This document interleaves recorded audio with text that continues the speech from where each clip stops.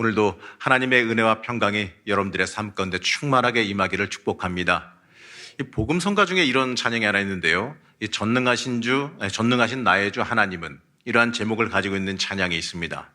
이 찬양의 가사를 읽어보게 되면 저는 찬양으로 부를 때보다도 이 가사를 그냥 가만히 읽어볼 때가 더 은혜가 되는 것 같습니다. 이 찬양의 가사 내용은 오늘 함께 읽은 이 말씀의 내용을 담고 있습니다. 이 찬양의 가사 중에서도 제가 가장 중요하게 하이라이트로 생각하는 부분이 후렴구인데, 그 후렴구를 읽어보면 이렇습니다. 깊은 곳에 금을 던져 오늘 그가 놀라운 일을 이루시는 것을 보라. 주의 말씀 의지하여 믿음으로 금을 던져 믿는 자에게 능치 못함 없네. 바로 이 부분입니다. 저는 때때로 이 찬양을 간혹 듣게 되면 오늘 함께 읽은 이 누가복음 5장의 말씀이 떠오릅니다. 오늘 말씀은 예수님께서 베드로를 갈릴리 바닷가에서 부르시는 장면입니다. 저는 때때로 이 말씀 보면서요, 많은 은혜와 도전을 받을 때가 있습니다. 예수님께서 이 밤새 헛손질한 베드로에게 찾아오셔서 이 그를 부르시는 특별한 모습과 또 거기에 응답하는 이 베드로의 모습을 보면서 우리에게 특별한 도전과 소망을 주기 때문에 그렇습니다. 오늘 함께 읽은 이 말씀은 아까도 말씀드렸지만 예수님께서 베드로를 부르시는 장면이에요. 이 베드로와 함께 있던 사람들은 밤이 새도록 물고기를 잡기 위해 노력했으나 아무것도 잡지 못하고 이 다음 날을 위해 그물을 손질하고 있습니다. 당시 그 지역들의 이 어부들의 일과를 보게 되면 말이죠, 밤에 물고기를 잡고 이 새벽 5시쯤에 들어옵니다. 이 그물 정리에 약 한 2시간 정도 걸린다고 하는데, 이 그물 정리에 한 2시간 정도 걸리는 것을 감안하게 되면 이 예수님께서 무리를 이끌고 그들에게 가신 시간은 이 대략적으로 아침 7시쯤 되었을 거다라고 추정할 수 있습니다. 그 이른 아침 시간, 엄청난 무리가 몰려와서 바닷가를 점령했어요. 바로 예수님의 말씀 듣기 위해서 많은 무리가 따라왔기 때문에 그렇습니다. 무리가 너무 많아서 사람들이 밀어대니까 예수님께서 뒤로 밀려 물에 빠질까 위협이 되기도 했고, 그 당시엔 마이크가 없었잖아요. 그러니까 이 바닷바람에 목소리를 실어서 좀 멀리 잘 들리게 보내기 위해서라도 예수님은 좀 배에 올라서 육지에서 조금 떨어져서 말씀을 전하려고 하셨어요. 그래서 베드로에게 요청을 하셨습니다. 그런데 베드로의 입장에서 보게 되면 귀찮은 일 아니겠습니까? 어제 밤새 수고했으나, 만선을 겪은 게 아니라 밤새 수고했으나 얻은 게 없어요. 당시에 어부는 하루 벌어 하루 먹고 사는 계층의 사람들이었습니다. 그러다 보니까 이 빈 그물을 재산이기도 하고 내일도 어쨌든 물에 나가야 되니 그물을 정리 안 할 수는 없잖아요. 그러니까 빈 그물 정리하면서 이들의 심령이 어땠을까요? 굉장히 허탈한 마음이 들지 않았을까요? 그런데 갑자기 어떤 사람이, 웬 사람들이 몰려와서 배를 쓰자 그래요. 귀찮은 일입니다. 하지만 우선은요, 베드로는 그냥 요청하는 대로 그대로 따라 행했습니다. 아마도 엄청난 무리가 몰려와서 그의 말씀을 들으려 하는 것을 보니까 뭔가 좀 대단한 게 있나 보다 싶기도 했을 거고, 아니면 이 소문에 메시아가 오셔서 활동한다는 소리를 들었는데 아마 이분이 그분이신가, 이러한 생각이 들었을 수도 있을 거예요. 어쨌든 간에 예수님께서 말씀을 가르치러 앉으신 배는 누구의 배였느냐? 베드로의 배였습니다. 원하든지 간에 원치 않던 간에, 자, 이제 뱃사공이 뛰어나갔으니까 거기에 앉아있는 베드로는 어떻게 도망갈 자리가 없으니까 예수님께서 전하시는 그 말씀을 바로 옆에서 그 복음을 그대로 다 들었어요. 예수님께서 여기서 어떠한 말씀을 전하셨는지는 알 수는 없습니다. 하지만 우리가 하나 알 수 있는 건 말이죠, 그 말씀을 들은 베드로가 변화되었다는 겁니다. 예수께서 말씀을 마치시고 시몬 베드로에게 말씀하십니다. 누가복음 5장 4절 말씀 함께 보시겠습니다. 말씀을 마치시고 시몬에게 이르시되 깊은 데로 가서 그물을 내려 고기를 잡으라. 사실 이 갈릴리 바다는 이 깊은 곳에서는 바다에 물고기가 잡히지 않는다고들 합니다. 당시 그곳에서 이 오랜 세월 물고기를 잡던 베드로가 이 경험상 이 물고기가 얕은 물가에서 잘 잡히는 걸 잘 알았겠지요. 그 장소에서 물고기 잡는 전문가는 누굽니까? 베드로예요. 그런 베드로가 주님은 가서 깊은 곳에 그물을 내려 고기를 잡으라 명령하셨는데, 자, 이 객관적으로 공생애 전에 예수님의 직업은 몫으로 알고 있지 않습니까? 예수님께서 갈릴리 바닷가에서 베드로보다 물고기 전문가가 아닌 건 당연한 일일 거예요. 그런데 베드로는 예수님 앞에서 무슨 말을 하는 거예요? 이 바다의 전문가는 난데, 이러면서 고집 피우지를 않았어요. 사실 이 성경에 나오는 베드로의 성품은 다들 알다시피 굉장히 이 다혈질적인 성품을 지녔지 않습니까? 이러한 이 다혈질적인 사람은 자신이 전문가로 여겨지는 그 분야, 자기가 무시당할 수 없는 분야라고 생각하는 부분에 누군가가 참견한다면 그 참견하는 것을 굉장히 싫어하기 마련입니다. 우리 사회적으로도 보게 되면 기술 지닌 분들을 만나보게 되면 말이죠, 이러한 특징을 우리가 좀 쉽게 발견할 수가 있어요. 그러나 베드로는 이러한 상황에서 이렇게 말합니다. 누가복음 5장 5절 말씀인데, 우리 누가복음 5장 5절 말씀 함께 보시겠습니다.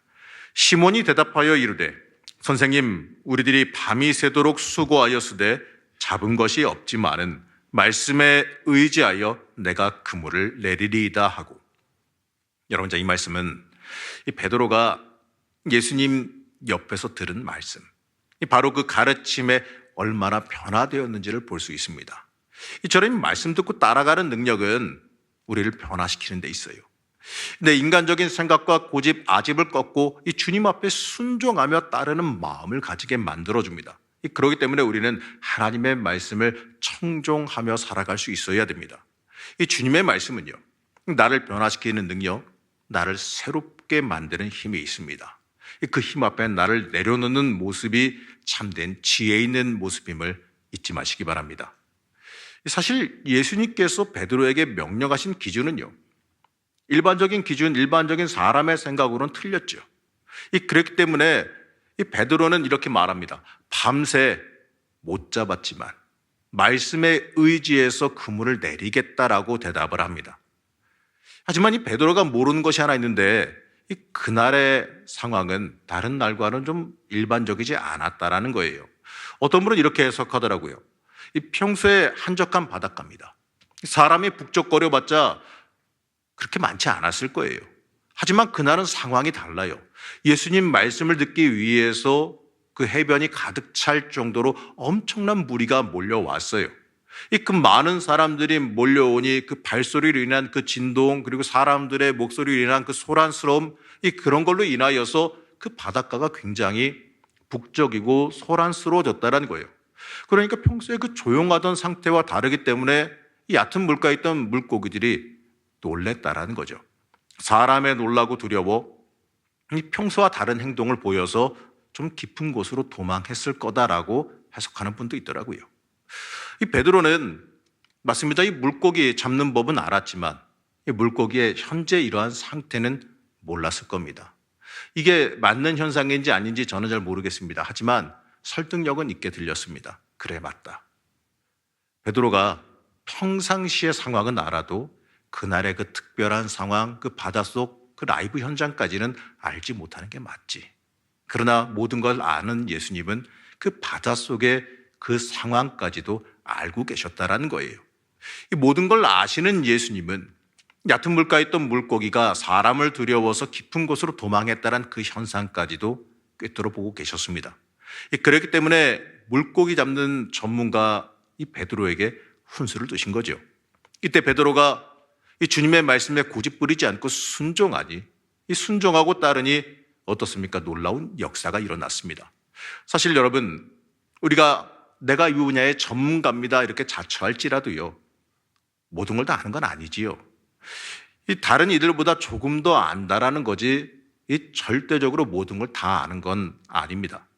그렇기 때문에 우리는요, 내 자신을 확신하기보다 그 위에 계시는 하나님 앞에 철저히 겸손하게 나설 수 있어야 됩니다. 이제 그물을 내려자 어떻습니까? 놀랍게도요, 성경은 이렇게 말합니다. 잡힌 고기가 심하게 많아 그물이 찢어지기 시작했다라고 말합니다. 그래서 베드로는 다른 동료들을 불러서 이 두 배의 물고기가 이 가득 차서 배가 잠기도록 가득 채웠다라고 말합니다. 여러분, 이건요, 놀라운 순종의 능력이에요. 하나님 앞에 순종할 때 이러한 역사가 일어남을 잊지 마시기 바랍니다. 이 사람의 계획대로 되는 것이 아니라 하나님의 인도하심대로 이루어지는 것을 우리는 믿을 수 있어야 됩니다. 이 잠언 16장 9절 말씀에서는 이 부분을 이렇게 말합니다.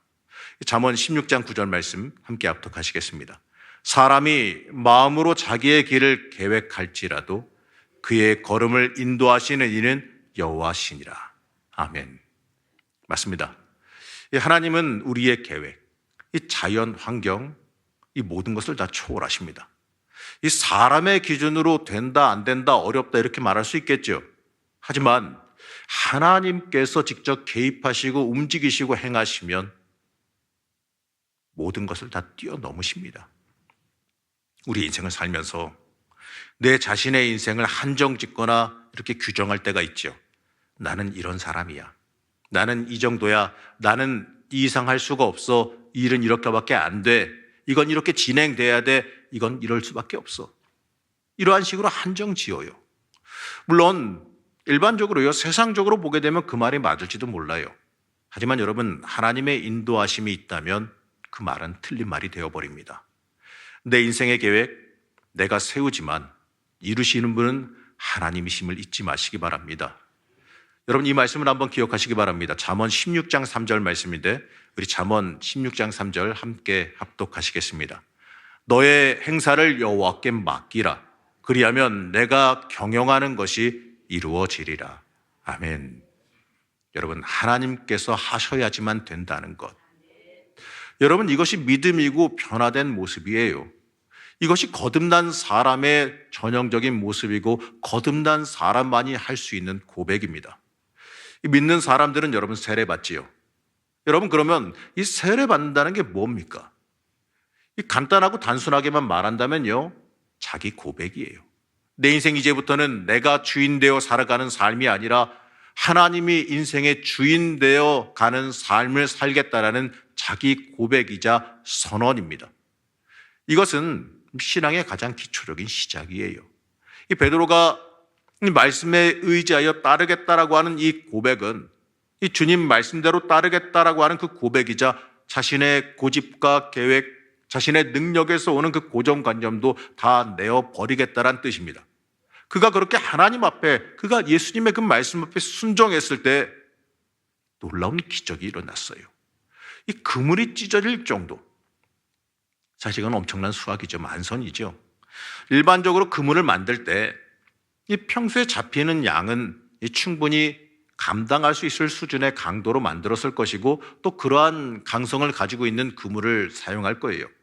매번마다 견디지 못하고 그물이 찢어진다면 그건 곤란하겠죠. 그물을 더 센 걸로 바꾸든지 두 겹으로 겹치든지 뭔가 수를 내야 될 거예요.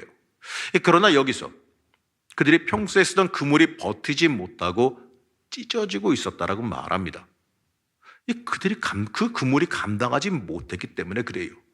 이거는 당시 그곳에서 행하는 그 만선의 기준, 그걸 넘어서는 일이에요. 아마도 제 생각에는 이렇게 많이 잡히는 건 그 지역에서 평생 어부를 해왔던 이 베드로도 보지 못했으리라 생각됩니다.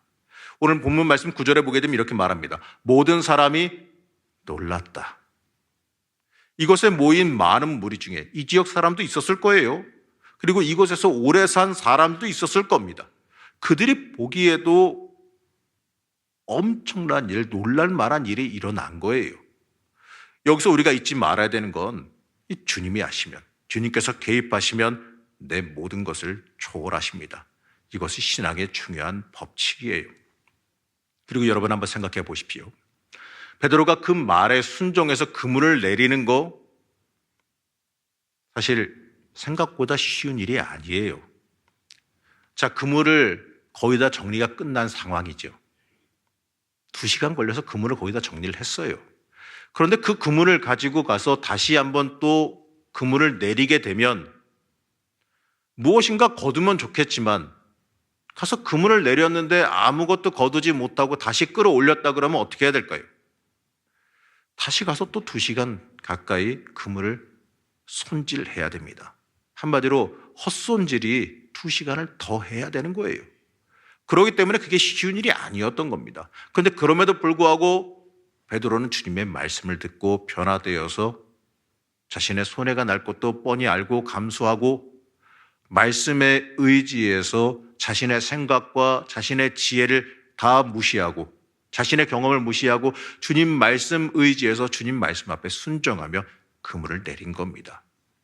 여러분, 그렇게 하나님 앞에 순종하고 내어 맡기며 말씀 앞에 나아갈 때, 주님의 명령 앞에 나아갈 때, 그때 틀림없이 주님께서는 갚아주시고 또 하나님께서 주시는 복과 은혜가 있음을 믿으시기 바랍니다. 여러분, 이걸 믿는 게 신학이에요. 안 될 것 같다? 그건 내 생각이에요. 내 능력, 내 힘만 의지하면 안 될 것 같죠? 맞습니다. 안 될 겁니다. 그러나 모든 만물 위에 계신 주님의 능력을 온전히 우리가 의지할 수 있다면, 또 주님께서 명하시는 일이라면 안 되는 일이 없어요. 내 기준과 세상의 기준으로 보시지 말기 바랍니다. 하나님께서 하신다 하시면, 하나님께서 하라 하시면 그 일은 되는 일입니다. 그 믿음이 우리에게 있어야 될 줄로 믿습니다. 우리가 세상의 기준으로 살아갈 것이 아니라 하나님이 주시는 기준, 하나님의 인도하심, 하나님의 명령하심에 따라 살아가는 주의 자녀들이 되어야 합니다. 그리고 우리가 놓치지 말아야 되는 것은 이 베드로의 배가 비어 있었기 때문에 주님께서 그 배에 오를 수 있었다라는 거예요. 만약에 그 배가 만선이었다면 그 시간에는 한참 물고기 선별 작업 중이었을 테니까 이 배를 띄워 예수님을 모실 만한 생각도 안 했을 거고 받아들이지도 않았을 거예요. 이 비어있던 것, 그날 아무것도 거두지 못했던 것, 인간적인 기준으로 보게 되면 베드로에게는 큰 불행이자 어려움은 맞습니다. 하지만 그로 인하여서 예수님께서 그에게 오셨고 그의 배를 타게 되셨고 또 놀라운 기적과 복도 그가 체험하게 된 겁니다. 여러분, 우리의 삶 속에서 밤이 새도록 수고했으나 아무것도 건지지 못한 상태가 다가올지라도, 힘들고 어려움에 있는 그 상태가 우리의 삶 가운데 다가올지라도 우리는 절대로 좌절하지 말아야 합니다. 여러분, 그때가 주님께서 역사하시기 가장 좋은 때가 되었다라는 것을 볼 수 있어야 됩니다. 여러분, 나를 내려놓으면, 내가가 내려가면 그때가 주님께서 일하시는 때입니다. 그때가 주님의 역사와 주님의 능력이 임할 때입니다. 그럴 때 임하시는 그 주님의 초대, 깊은 곳에 가서 금을 내려라 라고 하는 그 초대를 바라볼 수 있어야 됩니다. 여러분, 빈배일수록 더 주님의 음성에 집중하시기 바랍니다. 누누이 말씀드리지요. 하나님은 여러분들 사랑하십니다. 절대로 여러분들 버리시지 않습니다. 그렇기 때문에 때때로 고난의 순간, 어려움의 자리를 맞이하였을 때에 실망과 좌절과 낭망할 것이 아니라 그 순간에 말씀하시는 주님의 음성에 더 집중할 수 있어야 됩니다. 그 순간, 그 어려움의 삶의 순간을 통하여서 주님께서 어떻게 들어 쓰실지, 어떻게 역사하실지 우리는 알지 못합니다. 하지만 확실한 건 주님께서 나를 들어 쓰신다라는 사실입니다. 그렇기 때문에 우리는 그럴 때일수록 더 운명적으로 다가와 말씀하시며 인도하시는 하나님의 음성을 기대할 수 있어야 됩니다. 사랑하는 우리 성도 여러분, 하나님께서 베드로를 부르신 것처럼 나도 부르신다는 그 사실을 믿으시길 바랍니다. 나를 통해 열매 맺으실 것을 준비하며 부르십니다. 내 예상, 내 기대, 내 능력을 넘어서는 하나님의 역사적인 초대가 여러분들에게 준비되어 있습니다. 그것이 바로 오늘 말씀에서 나오는 깊은 곳에 가서 금을 던져라 라는 그 말씀의 참된 의미입니다. 주님은 베드로에게 일반적으로 불가능하다는 그 깊은 곳에 금을 던지라 명하셨지요. 베드로가 그에 순종하자 놀라운 복이 그에게 임합니다. 여러분, 내 인생의 깊은 곳은 어디입니까? 깊은 곳, 그곳에 던지라 하실지라도 우리는 말씀에 의지하여 던져야 됩니다. 내가 생각하기에는 안 될 곳, 내가 생각하기에는 맞지 않는 곳, 그러나 그곳으로 인도하실 때, 그곳으로도 인도하시고 그곳으로도 이끌어 가실 때 우리는 그때 주님의 말씀에 의지하며 순종하며 나아갈 수 있어야 합니다. 사랑하는 성도 여러분, 물고기가 없다 생각되어지고 일반적으로 행하여지지 않는 곳으로 인도하시고 명령하실지라도 여러분들 순종할 준비가 되어 있으십니까? 하나님이 이끄시는 그 길, 내 생각에는 때때로 이해가 되지도 않고 내 지식으로는 납득이 가지 않을지라도 주께서 가라 하시면 갈 수 있는 믿음의 준비가 여러분들 되어 있으십니까? 이 주님께서 이렇게 부르시면 여러분 잊지 마십시오. 나를 복의 자리로 부르시는 추대로 그 부르심을 받아들이시기를 부탁드립니다. 오늘 말씀을 읽으면서 우리가 더욱더 주목해야 되는 것은요, 만선을 거둔 뒤에 베드로의 고백입니다. 일반적으로 이러한 복을 받으면 교만해지거나 물질에 눈이 쏠리기 마련이에요. 하나님께서 복 주셨으니 감사하고 누리고 쓰자 이거죠. 이 받은 것에 현혹되어 본질을 잃어버리는 경우가 많이 있습니다. 물론 주어진 물질에 기뻐하면서 만족할 수도 있습니다. 베드로도요, 이러한 놀라운 수확을 거두고 나서 주님 감사합니다. 제가 한 거라고는 배 조금 움직였는데 이러한 엄청난 배삭을 주셨다니 너무 감사합니다.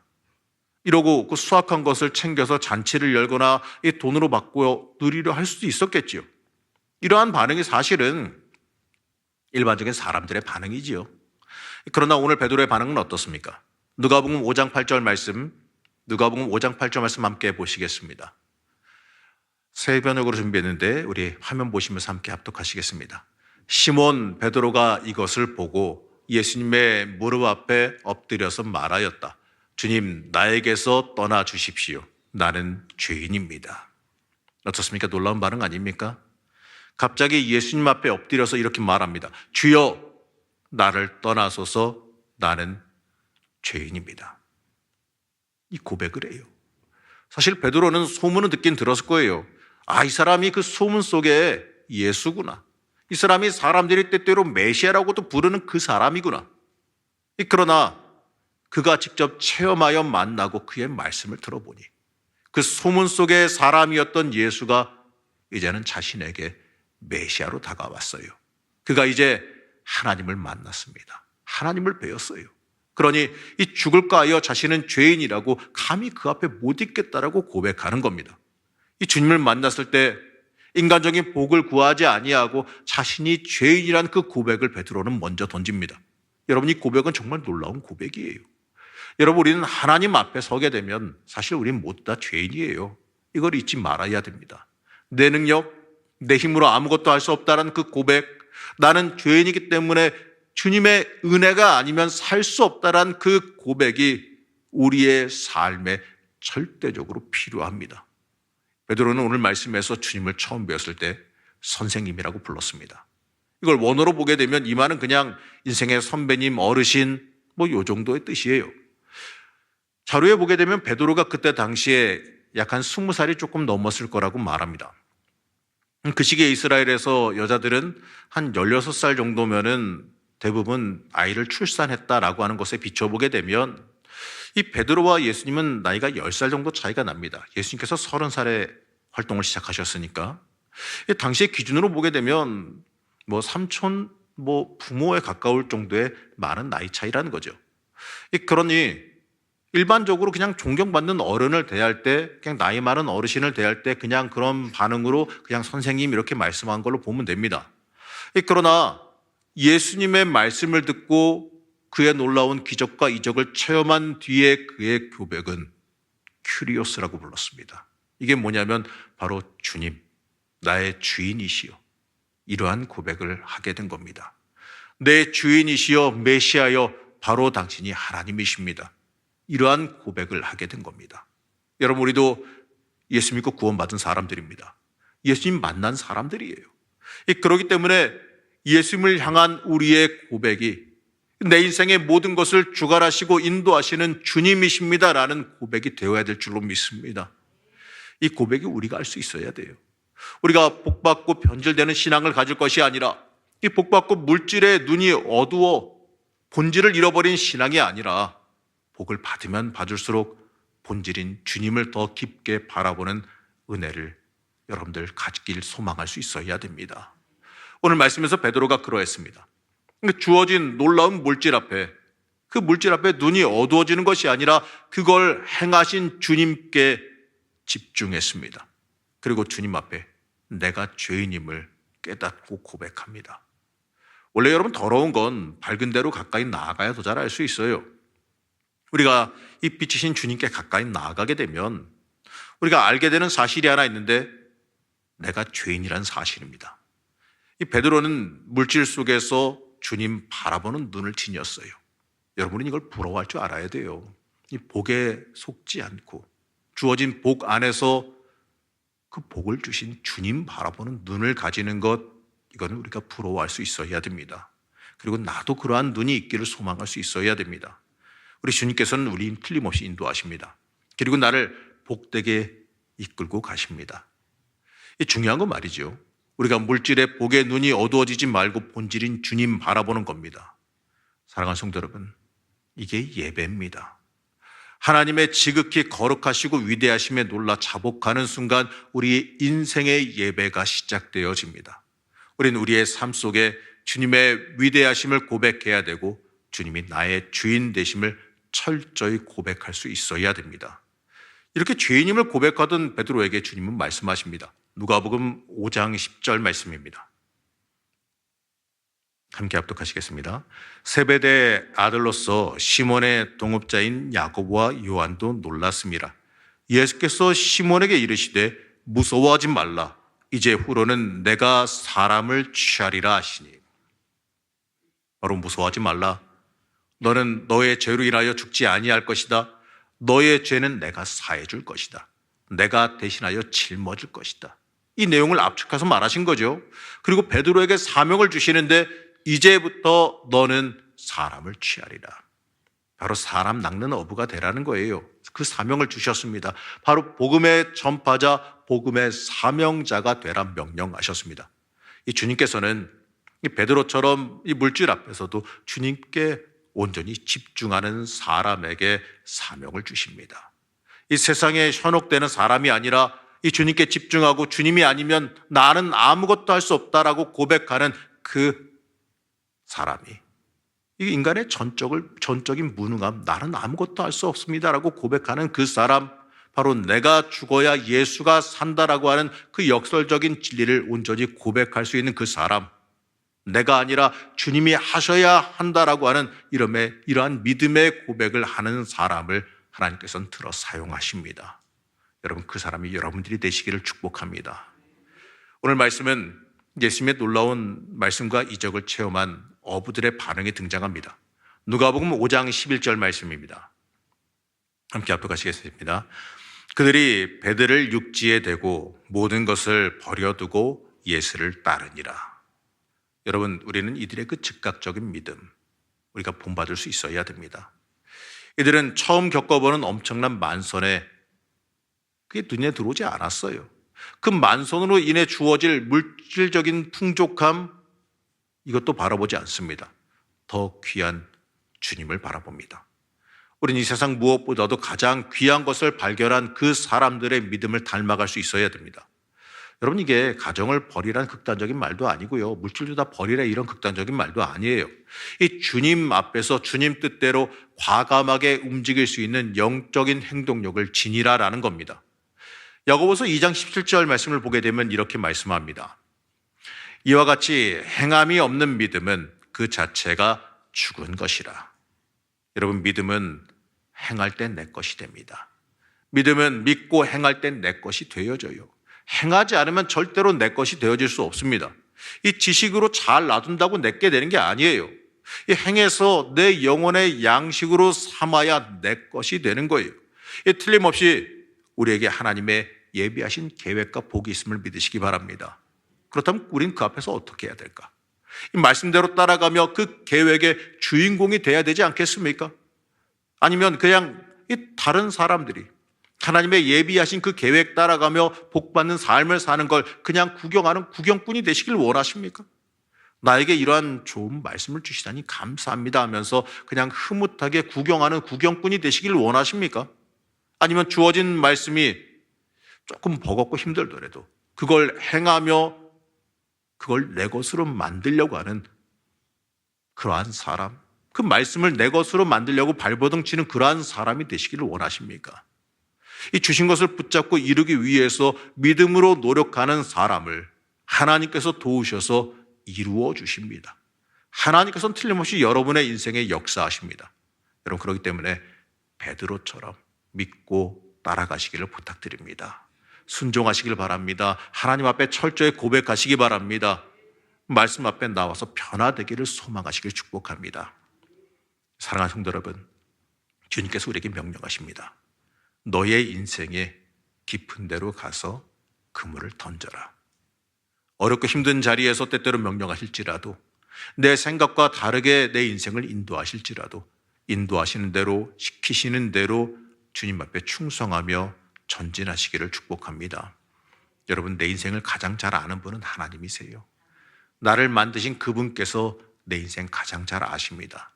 그 하나님께서 인도하시고 명령하십니다. 나를 가장 사랑하시고 나를 가장 잘 아시는 분이 나를 가장 좋은 길로 인도하십니다.